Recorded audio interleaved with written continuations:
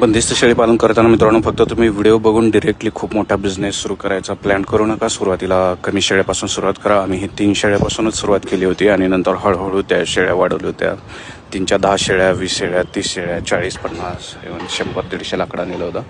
आणि तुमच्यातील चारा नियोजन ह्या सर्व गोष्टींनुसार तुम्ही प्लॅनिंग केलं पाहिजे. असं डिरेक्टली व्हिडिओ बघून किंवा हे ते डिरेक्टली असं करायचा प्रयत्न करू नका. कारण कधी कधी काय होतं की एका शेळीला 1 पिल्लू होतं किंवा 2च पिल्लं होतात, त्याच्यातली पिल्लं मरू जातात. शेळ्यांना अचानक रोग येऊ शकतो किंवा तुमच्याकडे जर प्लॅनिंग नसेल झालं, लसीकरण नाही केलं तर याच्यामध्ये खूप सारा लॉस होऊ शकतो किंवा कधी कधी शेळीला मरतुकडे पिल्ले वगैरे होऊ शकतात, तर त्याच्यातूनही फायदा होत नाही.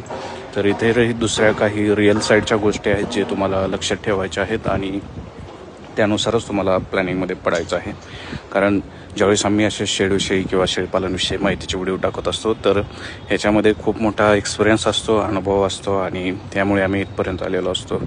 किंवा डिरेक्टली फक्त तुम्ही सुरुवात करा, बट सुरुवातीला छोट्या छोट्या ह्याच्यातून करा. एकदा तुमचं त्याच्यावरती जर हात बसला, सक्सेस मिळायला लागलं की मग तुम्ही पुढच्या गोष्टीमध्ये जाऊ शकता. म्हणजे खूप साऱ्या लॉसपासून कमी होईल आणि त्याबरोबरच तुम्ही शिकत जाल. असं अचानक डिरेक्टली तर लोक सांगत आहेत किंवा त्यांचे व्हिडिओज आहेत, तर बरेच जण असं लॉस किंवा त्या गोष्टी सांगत नसतात. फक्त प्रत्येकाला एक सक्सेस स्टोरी दाखवायची असते, निगेटिव्ह साईड काही दाखवायची नसते. आणि बरेचसे लोक ह्या बोरळाला म्हणजे बोलतात आणि त्यांना ते जे काही स्वतः करतायत नोकरी वगैरे किंवा त्यांचं दुसरं काही बिझनेस असेल तर तो सोडून त्यांना नेहमी इकडचा दुसरा चांगला बिझनेस वाटावा लागतो.